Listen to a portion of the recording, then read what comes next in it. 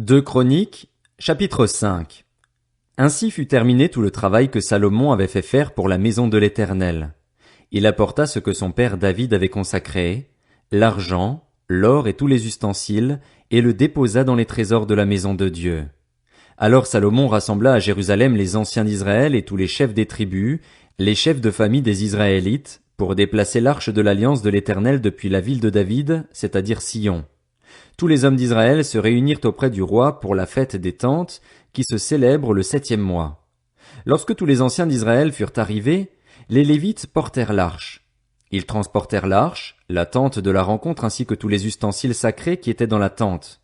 Ce furent les prêtres et les Lévites qui les transportèrent. Le roi Salomon et toute l'assemblée d'Israël convoqués auprès de lui se tinrent devant l'arche. Ils sacrifièrent des brebis et des bœufs, en si grand nombre qu'ils ne purent être ni comptés ni recensés. Les prêtres amenèrent l'arche de l'alliance de l'Éternel à sa place, dans le sanctuaire du temple, dans le lieu très saint, sous les ailes des chérubins. Les chérubins avaient les ailes étendues sur l'emplacement occupé par l'arche et ils couvraient le coffre et ses barres. On avait donné aux barres une longueur telle que leurs extrémités se voyaient à une certaine distance de l'arche, devant le sanctuaire, mais pas de l'extérieur. Telle a été la place de l'arche jusqu'à aujourd'hui. Il n'y avait dans l'arche que les 2 tables que Moïse y avait déposées à Horeb, lorsque l'Éternel avait fait alliance avec les Israélites, à leur sortie d'Égypte. Les prêtres sortirent du lieu saint. En effet, tous les prêtres présents s'étaient consacrés sans tenir compte de l'ordre des classes. Tous les Lévites qui étaient musiciens, Asaph, Éman, Jéduthun, leurs fils et leurs frères se tenaient, habillés de fin lin, à l'est de l'autel avec des cymbales, des luttes et des harpes. Il y avait avec eux 120 prêtres chargés de sonner de la trompette. À ce moment-là, ceux qui sonnaient de la trompette et ceux qui chantaient, s'unissant d'un même accord pour célébrer et louer l'Éternel, firent retentir les trompettes, les cymbales et les autres instruments, et ils célébrèrent l'Éternel par ces paroles. Il est bon, oui, sa bonté dure éternellement. Alors le temple, la maison de l'Éternel, fut rempli d'une nuée. Les prêtres ne purent pas reprendre leur service à cause de la nuée. La gloire de l'Éternel remplissait en effet la maison de Dieu. 2 Chroniques, chapitre 6. Alors Salomon dit, l'Éternel a déclaré vouloir habiter dans l'obscurité.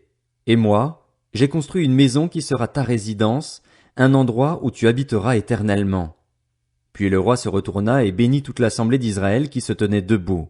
Il dit, béni soit l'Éternel, le Dieu d'Israël, qui de sa bouche a parlé à mon père David et qui accomplit par sa puissance ce qu'il avait déclaré. Il avait dit, depuis le jour où j'ai fait sortir mon peuple d'Égypte, je n'ai pas choisi de ville parmi toutes les tribus d'Israël pour qu'on y construise une maison où réside mon nom, et je n'ai pas choisi d'homme pour qu'il soit le chef de mon peuple, d'Israël, mais j'ai choisi Jérusalem pour que mon nom y réside, et j'ai choisi David pour qu'il règne sur mon peuple, Israël. David, mon père, avait l'intention de construire une maison en l'honneur de l'Éternel, le Dieu d'Israël, et l'Éternel a dit à mon père David, tu as eu l'intention de construire une maison en l'honneur de mon nom, et tu as bien fait. Seulement, ce ne sera pas toi qui le feras, ce sera ton fils, celui qui est issu de toi, qui construira cette maison en l'honneur de mon nom. L'Éternel a accompli la parole qu'il avait prononcée. Je me suis élevé à la place de mon père David et me suis assis sur le trône d'Israël, comme l'avait annoncé l'Éternel, et j'ai construit cette maison en l'honneur de l'Éternel, le Dieu d'Israël. J'y ai placé le coffre qui contient l'alliance de l'Éternel, l'alliance qu'il a conclue avec les Israélites. Salomon se plaça devant l'autel de l'Éternel, en face de toute l'assemblée d'Israël, et il tendit ses mains. En effet, il avait fait faire une estrade en bronze et l'avait fait installer au milieu du parvis. Elle faisait 2 mètres et demi de long et de large, et 1 mètre et demi de haut. Il s'y plaça, se mit à genoux en face de toute l'assemblée d'Israël, tendit ses mains vers le ciel et dit, Éternel, Dieu d'Israël, il n'y a aucun Dieu qui soit ton pareil, ni dans le ciel ni sur la terre. Tu gardes ton alliance et ta bonté envers tes serviteurs, envers ceux qui marchent devant toi et de tout leur cœur. Ainsi, tu as tenu parole envers ton serviteur David, mon père. Ce que tu avais déclaré de ta bouche, tu l'accomplis aujourd'hui par ta puissance. Maintenant, Éternel, Dieu d'Israël, respecte la promesse que tu as faite à mon père David lorsque tu as dit, tu ne manqueras jamais devant moi d'un successeur pour siéger sur le trône d'Israël, pourvu que tes descendants veillent sur leur conduite en suivant ma loi, tout comme tu as marché devant moi.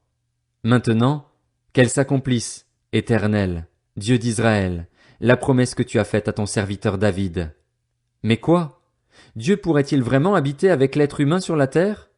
Puisque ni le ciel ni les cieux des cieux ne peuvent te contenir, cette maison que j'ai construite le pourrait d'autant moins. Toutefois, Éternel, mon Dieu, sois attentif à la prière de ton serviteur, à sa supplication. Écoute le cri et la prière que je t'adresse, moi ton serviteur. Que tes yeux soient jour et nuit ouverts sur cette maison, sur cet endroit, puisque tu as dit vouloir y faire résider ton nom. Écoute la prière que ton serviteur fait à cet endroit. Veuille écouter les supplications de ton serviteur et de ton peuple, Israël, lorsqu'ils prieront à cet endroit. Écoute-les de l'endroit où tu résides, du haut du ciel, écoute-les et pardonne-leur. Peut-être quelqu'un péchera-t-il contre son prochain et lui imposera-t-on de prêter serment avec une malédiction. S'il vient jurer devant ton autel, dans cette maison, écoute-le du haut du ciel. Agis et juge tes serviteurs. Rends l'appareil au coupable en faisant retomber sa conduite sur sa tête, mais rends justice à l'innocent en le traitant conformément à son innocence. Peut-être Israël, ton peuple, connaîtra-t-il la défaite devant l'ennemi pour avoir péché contre toi. S'ils reviennent à toi et célèbrent ton nom, s'ils t'adressent des prières et des supplications dans cette maison, écoute-les du haut du ciel, pardonne le péché de ton peuple, d'Israël, et ramène-les sur le territoire que tu leur as donné, à eux et à leurs ancêtres. Admettons que le ciel soit fermé et qu'il n'y ait plus de pluie à cause de leur péché contre toi. S'ils prient alors dans cet endroit et célèbrent ton nom, et s'ils se détournent de leur péché parce que tu les auras humiliés, écoute-les du haut du ciel. Pardonne le péché de tes serviteurs et de ton peuple, d'Israël. Oui, enseigne-leur alors la bonne voie, celle dans laquelle ils doivent marcher, et fais venir la pluie sur la terre que tu as donnée en héritage à ton peuple. Admettons que la famine, la peste, la rouille, la nielle ou les sauterelles d'une espèce ou d'une autre soient dans le pays, que l'ennemi assiège ton peuple dans son pays, dans ses villes, qu'il y ait des fléaux ou des maladies quelconques. Si qui que ce soit, si tout ton peuple, Israël, fait alors entendre des prières et des supplications parce qu'il reconnaît sa blessure et sa douleur, et s'il tend les mains vers cette maison, écoute-le du haut du ciel, de l'endroit où tu résides, et pardonne-lui. Donne à chacun ce que mérite sa conduite, puisque tu connais le cœur de chacun. Oui, toi seul connais le cœur des hommes. Agis de cette manière et ils te craindront pour marcher dans tes voies tout le temps qu'ils vivront sur le territoire que tu as donné à nos ancêtres. Même l'étranger, celui qui n'est pas issu de ton peuple, d'Israël, viendra d'un pays lointain à cause de ta grande réputation, de ta main forte et de ton bras puissant. Quand l'étranger viendra prier dans cette maison, écoute-le du haut du ciel, de l'endroit où tu résides, et accorde-lui tout ce qu'il te demandera. Ainsi, tous les peuples de la terre connaîtront ton nom et te craindront comme le fait Israël, ton peuple, et ils sauront que ton nom est associé à cette maison que j'ai construite. Admettons que ton peuple sorte pour combattre son ennemi en suivant tes directives. S'il t'adresse alors des prières, les regards tournés vers cette ville, celle que tu as choisie, et vers la maison que j'ai construite en l'honneur de ton nom, écoute du haut du ciel leurs prières et leurs supplications et fais leur droit. Admettons qu'ils pêchent contre toi, puisqu'il n'y a aucun homme qui ne commette pas de péché, et que tu sois irrité contre eux au point de les livrer à l'ennemi qui les déportera dans un autre pays, lointain ou proche. S'ils se mettent alors à réfléchir dans le pays où ils seront exilés, s'ils reviennent à toi et t'adressent des supplications dans le pays de leur déportation, en disant « Nous avons péché, nous avons commis l'injustice, nous avons fait le mal. » Oui, s'ils reviennent à toi de tout leur cœur et de toute leur âme dans le pays de leur déportation, celui où on les aura exilés, s'ils t'adressent des prières, les regards tournés vers leur pays, celui que tu as donné à leurs ancêtres, vers la ville que tu as choisie et vers la maison que j'ai construite en l'honneur de ton nom, écoute du haut du ciel, de l'endroit où tu résides, leurs prières et leurs supplications et fais leur droit. Pardonne à ton peuple ses péchés contre toi. Désormais, mon Dieu, que tes yeux soient ouverts et tes oreilles attentives à la prière faite à cet endroit. Et maintenant, Éternel Dieu, lève-toi, viens à ton lieu de repos, toi et l'arche où réside ta force. Que tes prêtres, Éternel Dieu, aient le salut pour habit et que tes fidèles se réjouissent de leur bonheur. Éternel Dieu, ne repousse pas celui que tu as désigné par onction. Souviens-toi des grâces promises à ton serviteur David. 2 Chroniques, chapitre 7. Lorsque Salomon eut fini de prier, le feu descendit du ciel et brûla l'holocauste et les sacrifices, et la gloire de l'Éternel remplit le temple. Les prêtres ne pouvaient entrer dans la maison de l'Éternel, car la gloire de l'Éternel la remplissait. Tous les Israélites virent descendre le feu et la gloire de l'Éternel sur le temple. Ils s'agenouillèrent, le visage contre terre, sur le pavé, ils adorèrent et célébrèrent l'Éternel en disant: Il est bon, oui, sa bonté dure éternellement. Le roi et tout le peuple offrirent des sacrifices devant l'Éternel. Le roi Salomon offrit 22 000 bœufs et 120 000 brebis en sacrifice.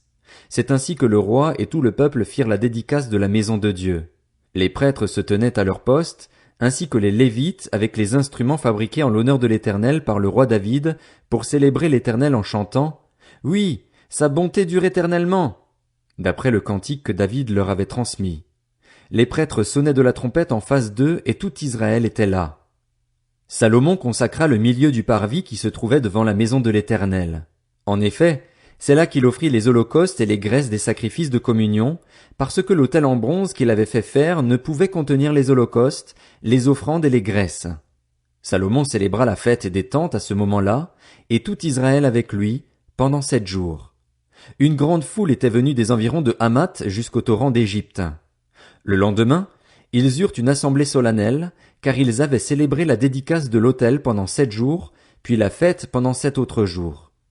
Le 23e jour du 7e mois, Salomon renvoya le peuple chez lui. Ils étaient remplis de joie et avaient le cœur content pour le bien que l'Éternel avait fait à David, à Salomon et à Israël, son peuple. Lorsque Salomon eut terminé la maison de l'Éternel et le palais royal, et qu'il eut réussi à accomplir tout ce qu'il avait décidé de faire dans la maison de l'Éternel et dans sa propre maison, l'Éternel lui apparut pendant la nuit et lui dit: J'exauce ta prière et je choisis cet endroit comme le temple où l'on devra m'offrir des sacrifices.